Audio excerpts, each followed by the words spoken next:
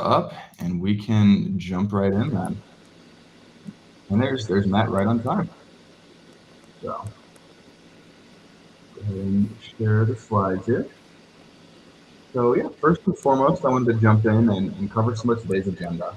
So the plan for today is going to be a little bit of a welcome and introductions from the co-leads here, and from there kind of segue into our mission statement and what this user group is designed to be, and how we want to start to think about how this user group can best serve the retail data fam.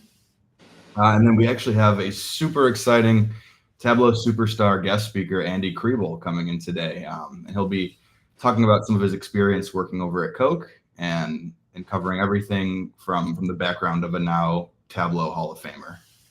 And then to close things out, we do have a little bit of a logo contest that we want to kick off and introduce here as well. So pretty action-packed agenda, and looking forward to diving into it with you guys.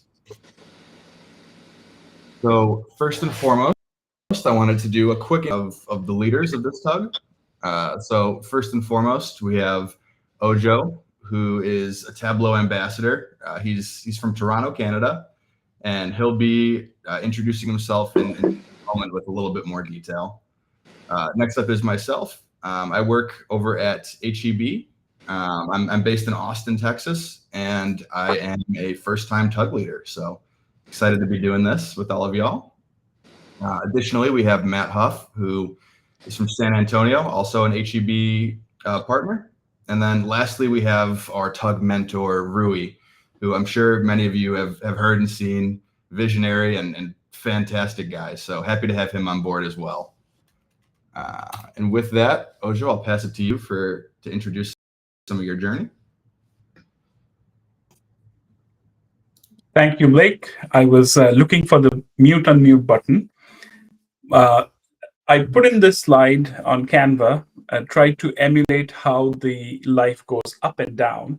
I started my career back in India, born and raised there, did my programming, tech consulting, worked with Infosys and Tata, and eventually got a chance to move over to North America, worked on both sides of US coast, East Coast, West Coast, consulting, worked for some of the big names, Sears, Walmart, Target.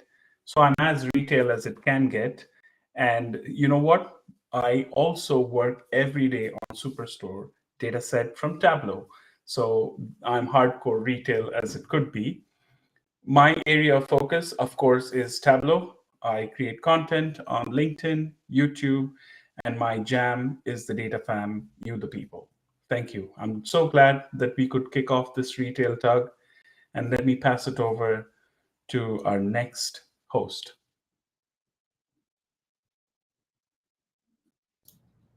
Awesome. And I guess it is back to me here. So a little bit about my journey and coming into the Tableau world here. I started off with a background in math and statistics. I went to Florida Gulf Coast University down in Fort Myers, Florida. And from that degree, I jumped straight into data science. I was feeling super passionate about the data side of math and less about some of the theorems and more complex components there. So with my time at Nielsen as a data scientist, I was introduced to Tableau. I wouldn't say that I was as passionate about it as I am now, largely because I think that the way that things were as a data scientist wasn't quite as data viz heavy as I would have liked. So that led me to my next role now at H.E.B.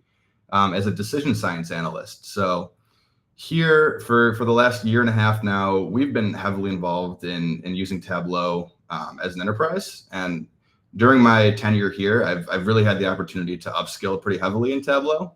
And now this year, I get the honor of co-leading with all of y'all to lead this retail and consumer goods user group. So everyone loves a good ban on the side. So I wanted to call out, I do have 55 vizzes on Tableau Public this year. Pretty active with some of the community projects. So calling out Makeover Monday, Workout Wednesday, and even Next Level Tableau, led by Andy Kriebel himself. Some training there that gives me a good opportunity to post. And yeah, happy to add the retail TUG to that list of hashtags as well today. So Passing it over to you, Matt, to introduce yourself. All right, and there we go. I think I'm back. Joining from the iPad today because I couldn't get the computer to work. So always fun with tech challenges. But basically, my journey is really a story of grocery. I did spend some time at Home Depot as when I was still in college doing some work in the stores, but generally speaking, so I started my career with Kroger. Had each of those little dots is a different role that I had. So I had a couple of different roles. That's really where I started my Tableau journey. And so this is way back 2013 when I started. We were using Tableau. We were one of the first groups at Kroger that was using Tableau. Had a couple of roles there. Then, ironically, left. Encountered the dark days where we didn't have Tableau, and I didn't have a great reporting layer when I was at Fifth Third. And then, spent some time there. Saw the light. Went back into the grocery retail business at 8451. So if you're unfamiliar with that, that is wholly owned by Kroger. Hence the blue there. Now, the great part about this was I was reintroduced to Tableau at that point, and so since then I've been a heavy user of Tableau. I've been engaged with community projects. Haven't been actively posting some of that work until relatively recently. So I've been doing Makeover Monday for the past 3 or 4 years, but it hasn't been until this year that I've been really active there. And then here at H.O.F, I've had a couple of different roles. Wanted to call out, shout out to those who have been to Tableau conference in the past. Great opportunity to learn, and that's really where I started getting passionate about engaging in some of the community projects. And so that's what you're seeing here is the couple of times that I physically went to the conference. So all in all, my background, 10 years in grocery, and about 86% of my time has been spent using Tableau. So that's my background. I lead the decision science, retail media analytics business here at H.O.F. So if we go to the next slide, this is our first pass at a mission statement. So one of the things I'd like to encourage you guys to do is continue the conversation here, right? So we've got a dedicated Slack channel for our TUG. And want to get your thoughts. And so as we're looking at this user group and kind of what we want to accomplish, we want to make sure that we're delivering value for you, right? As a participant here, we want to make sure that this is value-added content for you, and that not just within these sessions, but outside of the session. So as we connect on LinkedIn or X or wherever, right, we want to make sure that we're delivering value. Right. The other piece of this is we want to build those lasting relationships. We want to drive innovation, and we want to foster those growth opportunities. So as we're looking at this, feel free to reach out to any of us on this call. More than happy to connect and brainstorm and collaborate in the future. That being said, obviously that's our first pass. If you guys feel strongly that it should be different, let us know. And we'd be more than happy to take that into consideration. So, Ojo, I think I'm passing it on to you. All right. Thank you, Matt. Thank you, Blake. We have with us Hall of Fame visionary, drum rolls, Andy Kriebel. He's going to talk to us about his experience working at Coca-Cola. Thank you, Andy, for making time for our Retail TUG Kickoff. We couldn't have done this any better. Thank you. All yours. Take it away, sir. Yeah, sure. Thanks for rushing me through this, considering all the other classes we had today for next level Tableau. So yeah, I'm kind of a bit. I've been trying to pull up the workbook I was going to demo, but I can't get it to work. So I'll just do it without. I'll just do the presentation without the workbook. Hopefully that's I was going to say hopefully that's okay, but it has to be okay. So, all right, so let me share my screen here. Okay. Okay, it'll be fine without that. So let me present and presenter view, present. Let's see, 1 second, Ojo, I just need to swap my screens around. No problem. While Andy is getting things going, to everyone who's made time and joined us today, feel free with your questions. There should be a Q&A section, or just leave it on the chat and we will address it towards the end of Andy's session. Okay, so you should see everything now, correct? Yes. Good to go? Okay. I want to make sure. Okay, so all I see now is you all. Okay, great. All right, well, thank you, Matt, Ojo, Blake, for inviting me to speak. It's pretty cool that there's a new Tableau user group, so these don't come around too often. I don't know when the last new one was, but maybe the newbie. That would make sense, wouldn't it? The newbie should always be the newest Tableau user group. But yeah, again, thanks for inviting me today. I appreciate it. And what I want to share today is, my story of how I used Tableau at Coca-Cola. And it actually helps me go back to kind of how I started using Tableau in the first place. So I won't go through too much of the history. So I'm going to jump straight into the use case. And if people have questions along the way, feel free to type them in the chat. I can see the chat at the same time. So, and some of you may have heard this story before, but I'll go through it anyway.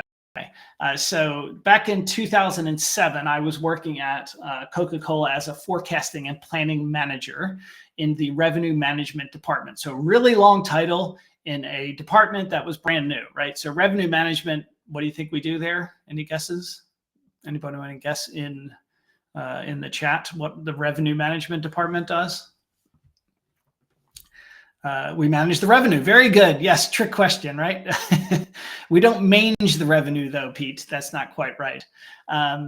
So yeah, I was working in the revenue management department, and my job was basically to help the sales team create annual budgets and to track their progress throughout the year. So it was a really simple problem we had to solve.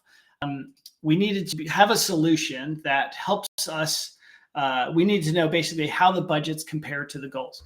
And the way that this worked was at Coca-Cola. I don't know if it worked. This is how it works at other retailers as well. But the planning for the next year, so let's just use calendar years just for simplicity. So the planning for 2025, oh, my computer came unplugged. There we go.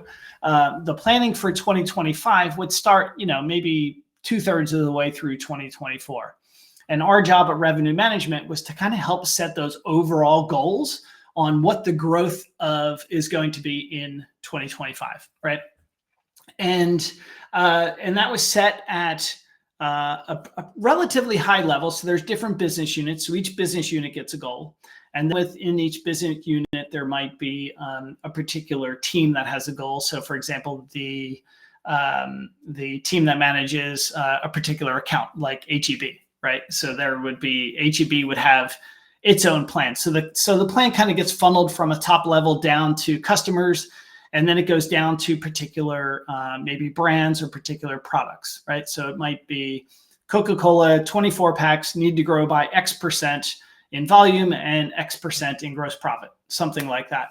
And then it's up to the actual sales teams within each of the regions or within each of the customers to determine, okay, well, how are we going to create our plan week by week, right? So we're giving them an annual goal. They need to know week by week, how can we structure the ads we're going to run, how much we're going to spend with the customer, because when Coke puts something on sale, for example, at H.E.B., when they have an offer running, H.E.B. doesn't take the hit on the sale price there. Coke actually pays them back for the difference. So H.E.B. still makes the same amount of money. Coke just pays the difference, right? So there's a big cost involved with running those promotions, but you also want to be the one that's on promotion, not Pepsi, right? So there's these kind of fine lines. So the sales teams would basically create these week by week budgets, and then they would eventually roll up into a total number, right, by the business unit or something like that. And we used Excel. At the time, we used pivot tables built on top of Microsoft Cubes. If anybody's used those before, they're great. They're really fast, but you have to know the question you want to answer. You can't just do a lot of ad hoc analysis of that. So that's kind of, and it was kind of a rather horrendous experience trying to create a dashboard. So we needed something simple, something actionable, something that would allow us to identify problem areas quickly and easily, right? You just can't do that with a spreadsheet. So we didn't want any kind of horrific dashboards like most vendors were offering. We were using business objects at the time, a couple other different tools, and they were all pretty horrible. And we wanted the team to be able to, quickly spot problems, make corrections, and drive the business forward, right? Really, again, really simple problem we're trying to solve, but remarkably difficult to do. So I was given the task of building a dashboard for visualizing this data. We knew Excel wasn't the solution. So I do what any great data analyst would do, and I just Googled dashboard software, right? That was the most important Google search I have done in my entire life, right? 2 words changed my life. And from there, this is the first ad that came up, or the first item in the search result. Business dashboards, tick, right? Hits the box. Tableau software, don't have any idea what that is. But designed properly, a good business dashboard is an indispensable tool that informs with a glance. Unfortunately, too many dashboards, but right? Sounds pretty good, right? Sounds like exactly what I'm looking for. So I go to the website. This is I went to the Wayback Machine to actually get the screenshot from what Tableau looked like back on the day that I downloaded Tableau, April 11th of 2007. And again, if you read through this, it's got interactivity, right? Filtering, highlighting. We can combine multiple data sources. They're really fast to create. So it's like all these things, visualization, best practices, all these things are really coming together like, here we go. There's a try Tableau for free button. Like, who doesn't click on that? So what I do is I download Tableau and install it. It took about, a minute, 30 seconds, something like that. And then I watched all of the on-demand videos. And what you see here is all of the on-demand videos. This is the only training that existed for Tableau back then. 6 videos, a total of 20 minutes of training. This is all they had. Things are quite different now. So you all are very, very spoiled. So I watched the 5 videos, downloaded Tableau, right? That was step 1. Step 2 is watch the videos. Step 3 is connect to the data with mine, repeat what they're doing, build the dashboard. 30 minutes later, the whole project was done. I mean, literally from the Google search, producing something was 30 minutes. And at that moment, I was like, holy shit, this tool is unbelievable, right? I was literally hooked. I've probably used Tableau, 95% of my life since, or not 95% of my, 95% of my days. Since then, I've probably used Tableau. Right. And I was the first user at Coca-Cola, and now there's over 100,000 creators worldwide.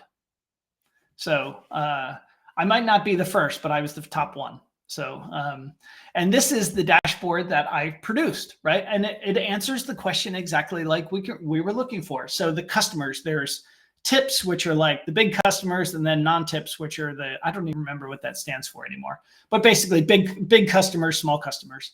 And then it's split up into different categories like sparkling drinks, so drinks with bubbles. Hydration is things like, waters and Powerade. And then still and emerging is like teas and, things like that. And what we're measuring is the goal versus the prior year change. So the one at the top is basically the target they need to hit. Okay, so the third option down, actually, let's just start at the top. Sparkling drinks and tips is supposed to be up 2% in volume, 2.8% in dead net sales income, and 2.9% in gross profit. All right. So that's the goal that they have to hit. The chart below that, the plan versus the goal, should match that chart. Okay. So they should look identical. They don't, right? It's okay. And I don't remember when, this screenshot was taken, but at the time that this was done, their plan that they were delivering. So they had to upload their plans every day. So this got refreshed manually every day. It was down 1.4% in volume. So there's a gap there, 3.4% gap that they need to fix. Well, our team would help them fix those. We would get on calls with them and say, okay, show us what you're doing. How can we work on this together? Right? It wasn't just, I'm going to sit here and be the hall monitor and tell you you're doing crappy work. You're not meeting this target, right? We needed to be partners with them in this situation. So this was the first dashboard I created. right? I'm totally blown away by what I'm doing here.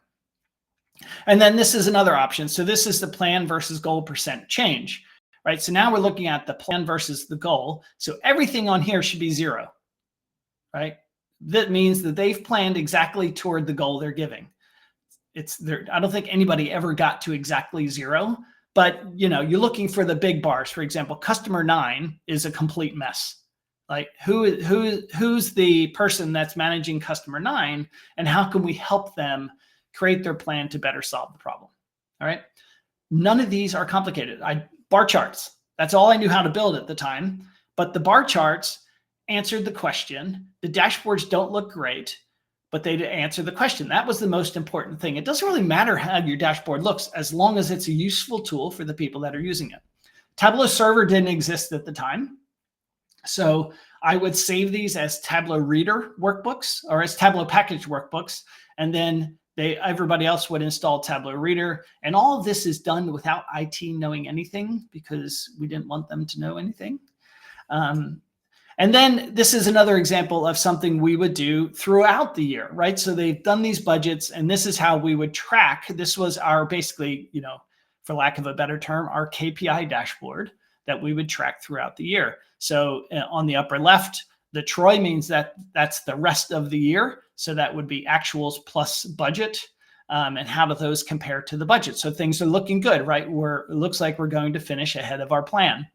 Okay, and then in which of the channels are things overperforming? Well, it's pretty clear that in Q4, Hypermass, which is like Walmart, Target, those look like they're going to crush their goals, right? And then, top 10 packages, immediate consumption, those are like, walk into a 7-Eleven and grab a bottle versus future consumption, which is a package you would take home. So grocery stores, that's mostly future consumption. And then comparing sparkling drinks, Dasani and Powerade, right? So really simple dashboard. It's the most important information, and it answers the question they're trying to, that they need to track how things are going throughout the year. This is a high level dashboard. If there's a problem, somebody would then, somebody on our team would do the analysis to help them get to that lower level. Because again, they only had Tableau Reader. There was no kind of slicing and dicing by other people. You could maybe publish it with some filtering, but there wasn't really a whole lot they could do to figure out, okay, well, why am I behind on this one and ahead on this one? So that's when our team would get more involved to help them with that analytical part of it. I got to present that case study at the very first Tableau conference in 2008 at the Edgewater Hotel in Seattle. There were 120 people there, plus the Tableau employees, which is about 20 more people, maybe 40 people, something like that. And this is where I got to make some of my lifelong friends, right? So I am actually the only person in this picture that is not a Tableau employee. So you've got Andrew Beers on the left-hand side. He was the CTO for a while after Chris Stolte left. On the upper right, that's Pat Stolte. He's one of the inventors of Tableau. Amy Baroni in the middle, she ran events for a long time. Elisa Fink, right? So these people all every one of them is a lifelong friend. And I never thought like a piece of software would do something like that, right? And I got to meet people like Stephen Few. So he's kind of like my idol in the data visualization world, right? At the first Tableau conference, he was critiquing people's visualizations, kind of like I did for a long time in Viz review sessions, right? That's kind of where I learned to do that stuff. His books were the ones I were reading. So it was really cool to get to meet him. And he actually reviewed one of my dashboards at the conference, right? Everything was in a small room, but I sent my dashboard in ahead of time and he did a critique of it.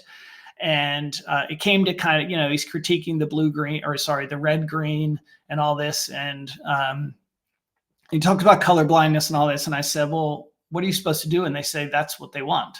Right. So I was like, I'm not going to argue with the CEO of Coke that red and green is not okay. Right. So it was just really funny discussion. Stephen and I have met up several times since then for coffee and lunch and stuff. He's a really nice guy. So that was kind of the end of 2008. Now, 2009 rolls around and I start my blog. So I have the first ever Tableau blog, and I'll start the first ever Tableau user group in Atlanta. So That was in, I think, around October of 2009, if I remember right, was the first meeting of Atlanta Tableau user group. And that one's still going strong. I think it's met every month since then. One of the keys to that user group is Tableau is not invited. They're not allowed to be there because we wanted people to feel free to talk about what their challenges are without judgment or fear that somebody at Tableau is going to take it back and kind of tell on them, right? I'm pretty sure it still works that way, but it was something that when we founded it, we were really insistent that we didn't want Tableau involved. There was no bevy, all these things. Everything was done on our own. Everything was in person as well. So there were no recordings of anything. So the Tableau user group started in the fall of 2009.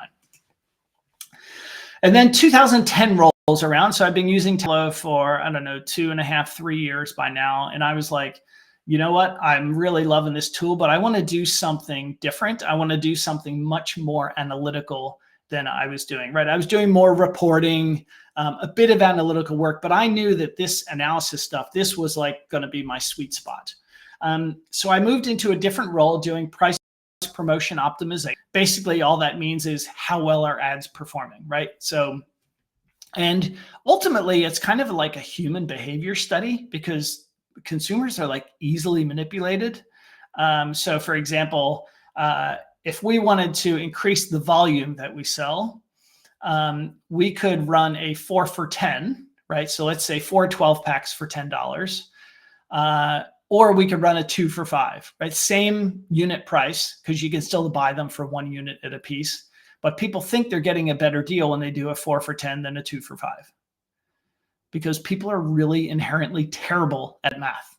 So they assume that they're getting a better deal. Sometimes you could run a 4 for 12 and that would do better than a 2 for $5. So just crazy how, you just increase the number. Anyway, it was a really, really fun, it was really interesting work to do. And I supported CVS and Walgreens and Rite Aid, which Rite Aid isn't around anymore. I think they got bought by Walgreens, or no, they got bought by CVS. Walgreens bought Duane Reade, I think. Whatever it is, ignore Rite Aid on here. But I work directly with the sales teams at, so the kind of the executives on the Coke side for like the top people for the Coke and Walgreens accounts. And a lot of people underneath of that as well. So keep in mind, these are the customers that I worked with, Walgreens and CVS. And one of the things we used to do a lot is try to figure out, well, what products do people buy when they buy Coke? So through Nielsen, you would get data that would be, okay, here's your basket when you check out at CVS. You've bought Coke, you've bought a candy bar, you've bought popcorn, you've bought, maybe Advil, that's kind of what's called the basket. So what we want, one of the things that was really useful for us when you're doing kind of cross promotions is what does Coke sell well with? So in CVS and Walgreens, so in the chat, type the 2 products that you think people bought the most when they bought Coke, right? And this is CVS and Walgreens. Oh, I drink Coke all the time, Dennis. Oh, Pepsi is poison though. Pizza, chips, Mentos. I knew somebody would say Mentos. Snickers and Coke. Oh, you can make a Coke float maybe. That might be good. Chips, candy. And I assume you mean crisps, not chips. Chips, popcorn, chips, Bacardi, chocolate. All right. Pete is actually closest. Pete is headed in the right direction. So you might order a something and Coke. Jack and Coke. That's right. That's one. And then rum, right. So Jim Beam, right. So Jack and Jim Beam. Well, Jim Beam's whiskey, not rum. But super interesting that those are the 2 things that cross-sell the most with Coke at those stores. I mean, absolutely fascinating. And it doesn't even sell in all of the stores either, right? Some states like Pennsylvania, you can't sell alcohol in the stores. You have to buy it from a state-controlled liquor store. So super, super interesting, right? But when you think about it, even if somebody prefers drinking Pepsi, does anybody ever order a Jack and Pepsi? Because it just doesn't taste right. Even Pepsi drinkers, when you look at the data, they buy Coke when they buy Jack Daniels. So super interesting. So yeah, it doesn't even sound right. That's right. Jack and Pepsi, that sounds terrible. A little bit of trivia for you. I would assume it's probably the same now. It's been a long time since this happened. Okay, now going back to kind of setting the stage here. So this is how things would typically work, right? We would the idea for this project I'm going to tell you about is we needed to go meet with the buyer for Walgreens. So this is kind of the person that interfaces with Coke and Pepsi and all of the other, kind of distributors or whatever you want to call them, brands. And typically when you had a meeting with them, you're coming in, you're going to talk about the plan, how things are going, whatever it might be. And you go with a PowerPoint, you do your presentation, right? That's pretty typical sales meeting.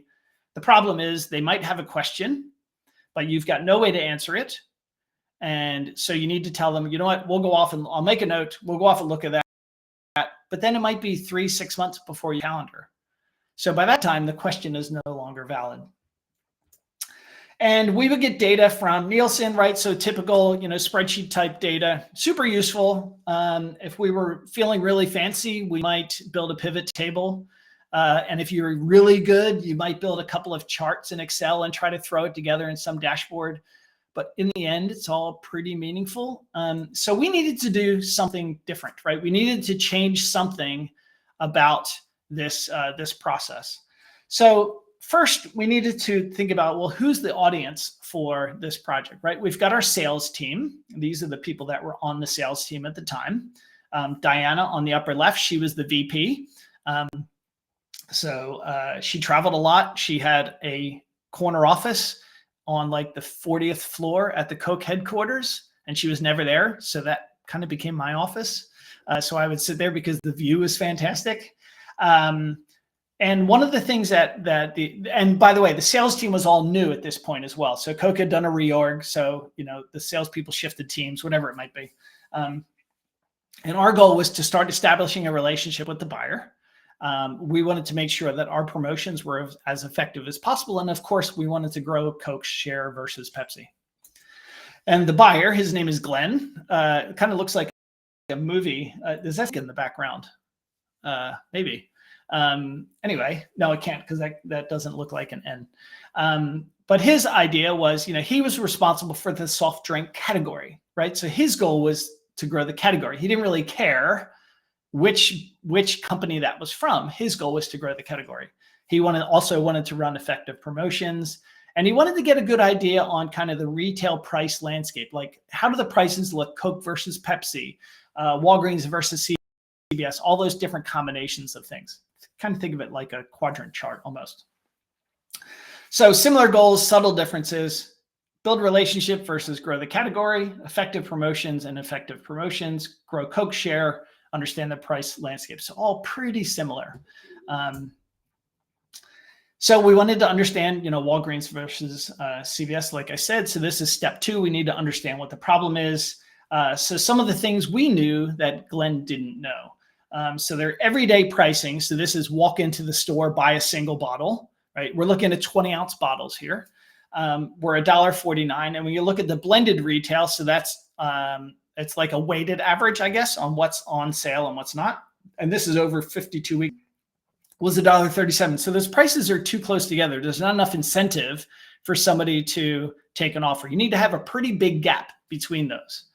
And they had actually started something called split pricing, which meant for one strategy, right? So you might buy one for, $2, or you can get two for $2.50, something like that. That type of price. Everybody's seen that in stores before. And we also knew that their pricing was uncompetitive, meaning versus CVS. And it was also inconsistent within their own stores across the country. And IT was a giant roadblock. So we had to kind of work around that in order to finally get the data in Tableau. So Coke was using Teradata at the time. I don't know what they use now. So in order to get the data, so this is delivery data, what's actually sent to the stores. So that would come from, we would use MicroStrategy to run reports from Teradata and export that into a SQL server. So basically we're using MicroStrategy to build tables. Walgreens and Rite Aid would send us some shopper card data, right? So that's how we knew what people were purchasing. So when you do your little checkout thing, they send us that data, anonymized, of course. And then from Nielsen, that's where you get the information about the promotion. So what was run, what was the lift, all those sorts of things. That kind of spreadsheet I showed you earlier. All of that was combined into one SQL server, and then we used Tableau to bring all that together for the reporting and the analysis. And IT had no idea. This SQL server is literally just a computer running under my desk. And when the Tableau renewal came around, we're like, oh, do we need to go to IT? So we went straight to the VP that was working with us, and he said, just put it on my credit card. We can't do without this. Okay, so the next step then was to explore the data and rationalize your choices. So just basically build lots of different charts, right? Does anything come out? Like the tree map, is that useful? No, that's okay. We tried it, right? So we're going to try to iterate lots. We've got scatter plots on the bottom right. It looks like there's maybe a few outliers we want to look at. Doing a couple of histograms, maybe some maps, right? So you're just playing with lots and lots of visualizations. But the next step then was we needed to select a few key messages to tell a single story, but we wanted to make sure that the buyer, Glenn, thought that he was the person that was finding the insights. So we needed to craft the story so that as we were telling it, he'd be like, oh, look at that over there. Tell me what that is, right? So again, we actually knew what was happening, but because we're trying to build this relationship, we wanted to make sure that he felt like he was the person that was finding all of these insights, right? We're kind of empowering him that way. So we used Tableau. We turned to Tableau. I was going to show a live demo, but I can't get Tableau working. So we're not going to worry about that. I'll just go straight to the results. So we needed to design the overall story. The first thing was we knew the pricing was uncompetitive. So you've got two maps here. That's Walgreens on the left, CVS on the right. And it's color coded by the darker the orange, the cheaper the price, and the darker the blue, the more expensive, right? And it's split at 150 because that was kind of the sweet spot. So you can see that pretty clearly Walgreens is selling for a lot less, right? There's so much orange in there. Almost everything is selling for above below $1.50.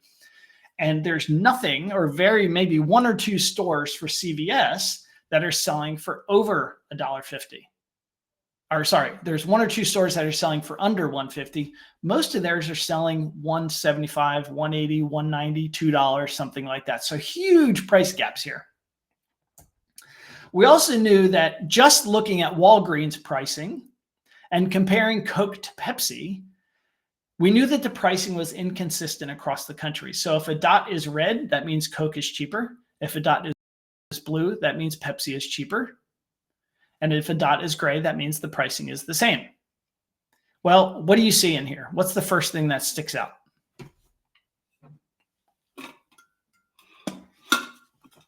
Florida. Yeah, Florida, right? Immediately, just visualizing this as a map, you see there's Florida, maybe maybe in Michigan, Central Ohio. There's a couple other spots. It looks like the rural areas of California. So, he sees this and he's like, oh, well, what's going on in those stores down there, right? So we're like, oh, well, let's dig into that. So we're literally using Tableau live with the customer answering his questions, right? We didn't have to go with this. Wasn't a PowerPoint. We were doing, the presentation was actually done directly in Tableau. So he sees this insight and he's like, oh, well, what's going on with those stores? So we dig in and we find out that the pricing that was being set by Glenn was not being executed by the store managers in Florida because they were cutting deals with Pepsi, right? They were cutting their own deals when they're not supposed to. So I don't know what happened to those store managers, but he made a note and he was obviously not happy about it. So I'm not quite sure what happened, but yes, Dennis, Florida does always stick out. It's always Florida. And by the way, if you need something to do, if you're not really paying attention, type in Florida man and your birthday in a Google search and see what comes back. It's always really interesting stories. Something somebody should do every day in their life. Okay, so we've kind of, we're helping him sort of find these insights on his own. And one of the other things we found is that irrespective of the price point, customers preferred Coke, right? So, and we are looking at, so the upper left chart, for example, or the two charts across the top, those are units per store. So we've given the data better context, right? The data. And, you know, you've got your sales dollars per store, the percentage of stores.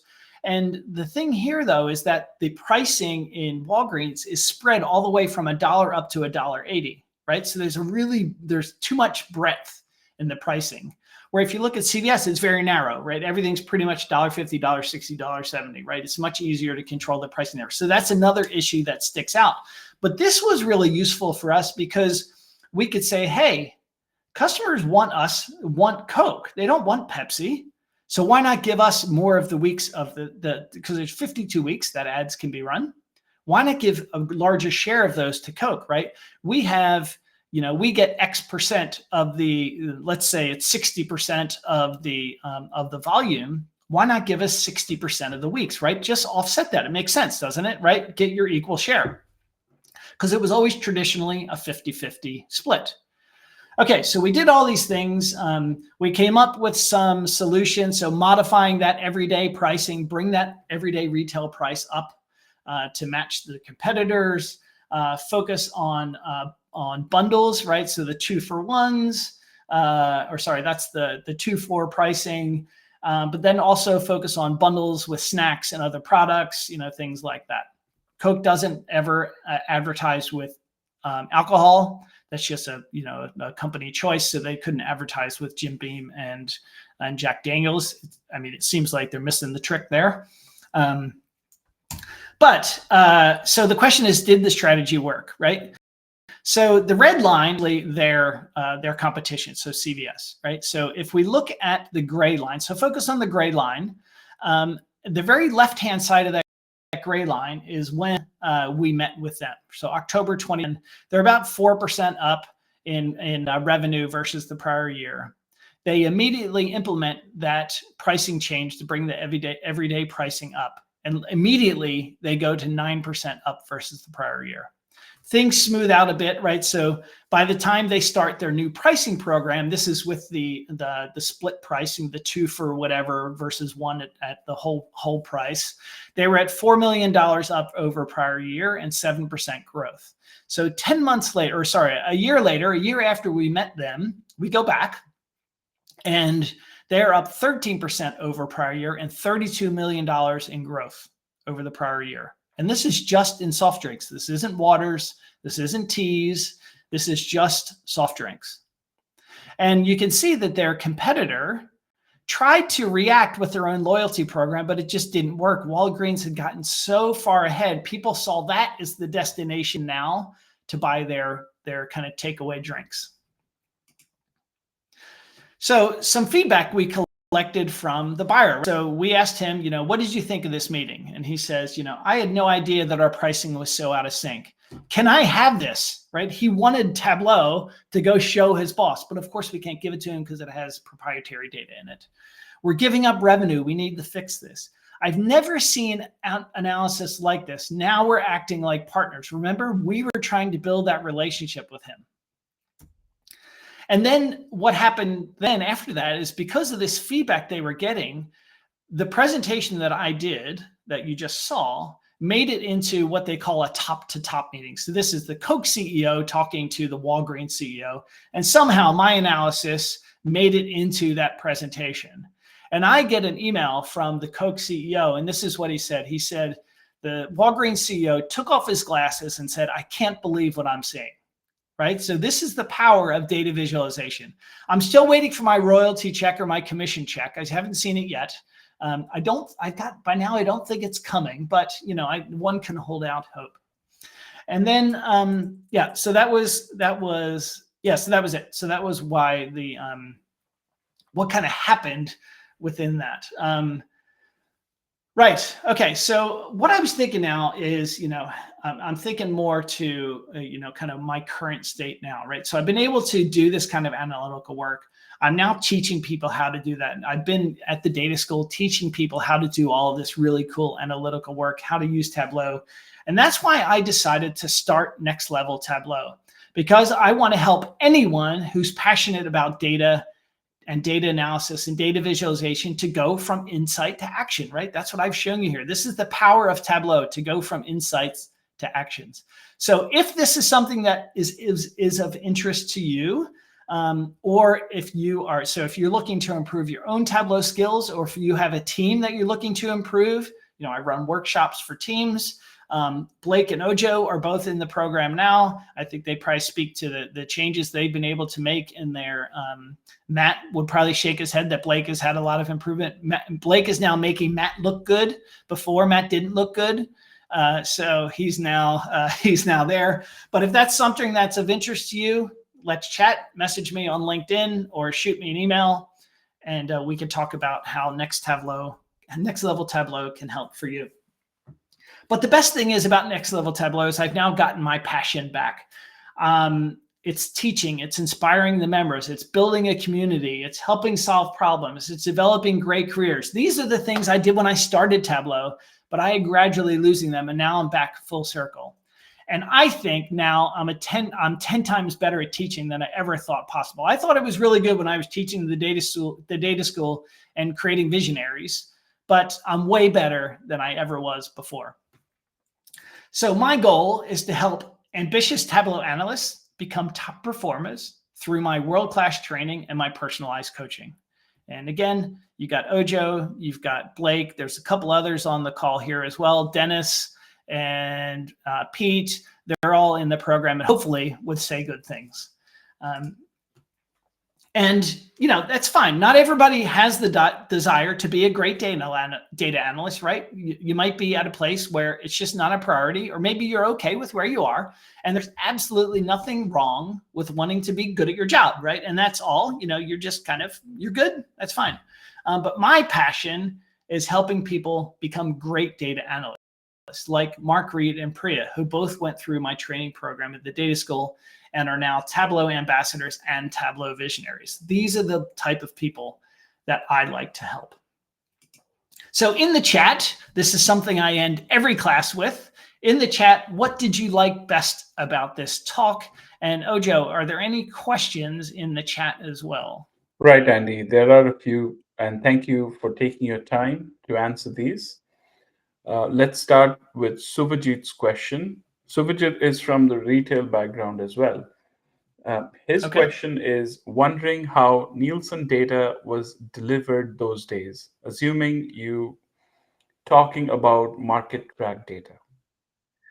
Yeah, so there was a tool called, it was called like Nielsen Answers, I think was the name of it. And basically it was just a place where you could just pick the columns you wanted, basically like build a filter and then just dump it out as a spreadsheet. Yeah, it wasn't called Workstation Plus or Market Track. I don't remember the name off the top of my head. It wasn't I don't think it was in the slide. But yeah, it was one of those things that, Nielsen aggregates the data and you can basically just export it. Right. I have a question. How was Tableau received in those days? Were there people who wanted Excel-looking Tableau reports? So for the particular projects that I worked on, they quickly got the value of data visualization because we proved it right away how much easier it was to see, even that first example where I built those kind of orange dashboards, right? People were able to see really quickly the benefits of the data visualization versus having to comb through the Excel spreadsheets. They still needed the Excel spreadsheets, right? Because they needed to be able to dig down into the numbers and spot the problems. So I think the two things go well together. But it was a matter of finding case studies and examples where you can prove Tableau as an analytical tool, right? So I think the issue people run into is when you're trying to do dashboards, that's usually when people want the Excel dumps. But if you can use Tableau as a data analysis tool, which is what it's actually meant to be, it's not built to be a tool, it's built to be an analytical tool. That's when you really get the big benefit and get people to buy into it. Absolutely. Blake has a question. What did consulting the end user look like in the early Tableau days? Would you start Tableau or was there a wireframe planning process? So you talk about the projects that I worked on specifically, Blake? That's right. Yeah, I think when you were Yeah. showing some of the early bar charts you'd worked on, in particular in that era, was there a lot of consulting with the end user there, or was it largely? Yeah, I mean, a bit, I guess, so the way that it worked was, again, I would always start with the question they were trying to answer, right? So my director said, we need to be able to measure X versus Y, right? And they didn't care how that was displayed. They knew they wanted some type of dashboard because they what they were doing just wasn't working and it wasn't scalable in Excel itself. People liked the charts in Excel, but it just wasn't a scalable solution. So, it would always start with kind of the question they were trying to answer. I don't know if I really, and then was there wireframing? So there was always an iterative process. I would build some things and they might say, oh, could you cut it this way instead? Or that chart doesn't really quite make sense. Can you add these filters to help me drill down? Yes, there was a lot of iteration on them. Yeah. Thank you, Andy. Those were all the questions we had. Pleasure to have you share your story. It was so inspiring. Great. My pleasure. And I need to go now because the dog is outside the door waiting to be fed. So she's an hour late from getting fed. So you're going to talk to her next time you see her. But thank you very much. And congrats on the new user group. And it's going to be, I posted on LinkedIn today, I think this is going to be one of the most useful user groups that people are going to have for actually applying it to their day-to-day work. So yeah, well done. Congrats. Absolutely. We started using Tableau with Superstore, and that's in the retail space. Exactly. That's right. Yep. Yep. Okay. Enjoy the rest of the meeting. Bye. Bye. Awesome. Well, thanks again to Andy for taking the time today to share that story with all of us. I think, much like you'd called out, the goal for this user group is going to be to be something that's a value add for all of us and the roles that we play within that retail and consumer goods space. So I think today was a nice story from a visionary's perspective on how Tableau influenced some of their progression. So we're hoping we can get some more speakers like Andy in here and share some of their perspectives as well. But to kind of wrap up today's session, we did want to introduce the logo and banner contest that we've got going on. So as you've probably noticed, there isn't a very strong branding that we've thrown out for the Retail TUG here. And part of that's by design. We figured that we're a user group that's powered by the data fam and for the data fam. So it felt wrong to not open that up to the community and see what sorts of branding we can create for this. I think it's bigger than just the leaders here. It's a little bit of all of us. So we're targeting November 20th for the next meetup here. So ideally Monday, November 18th would be the deadline for submissions. You could either email them to retailtug@gmail.com or use our Slack channel, which I'll share that QR code for in just a second. But the plan will be to review some of these logos in the next meeting and do some interactive voting there. And of course, prizes for winning designs. So get out there in Figma, Canva, everything else and start designing. And with that, wanted to drop the QR codes once more. I saw Ojo had dropped a link to RSVP for the next meeting, but here's a QR code as well, if that's more convenient. And secondly, here's that Slack QR code as well for conversation about the mission statement, everything else with logos and any questions that you might have about this user group. And lastly, if any of you out there are interested in presenting at a future session, whether that be in November or sometime next year, we're still in the process of planning out a lot of those future sessions and would love to hear from the data fam. So with that, Matt, Ojo, do you have anything else to add here? No, just on my end, I think it's grateful that everybody was able to join. I'm excited about all of the content we've been able to share and the feedback. Like I mentioned earlier, please reach out. I'm more than happy to connect with anybody. Join our Slack. Want to keep involved in all of the stuff that you guys are working through. So there is a participation piece, Blake has designed a certificate for being involved and engaged in this chat. And as we grow, there's going to be a lot of interactivity between the users and the data fam. So when you register, there's a little tech checkbox under where you can check to become a loyal member subscriber to our TUG channel. I highly encourage you to do that. We are going to bring amazing things in the days forward, and we can't do it without your support and participation. I also wanted to give a shout out to Rui. Rui is our resident mentor, someone who has helped us in every step. Thank you for making time, Rui. A shout out to Matt, Blake, for making this possible. This retail tug was a long time coming, and I'm very proud that we have it out there. It's seen the daylight. Awesome. Ojo, I know you mentioned a certificate for participation. Do you have anyone in mind from the chat today that is probably the most active and participatory retail tug member? I don't know. People can call me biased. Let me see. Let me do a quick count of who's done the maximum number of chats here, and I'm eyeballing it. Seems like Suvajit's asked a few questions. I would nominate him. I think that is a great call. So perfect. Suvajit, we will be sending you a certificate of participation for the first ever retail tug and being that key data fam member. So looking forward to getting that sent over to you here shortly. Awesome. I'll stop recording and call it a wrap. Thank you, everyone. Enjoy the day. Bye, guys.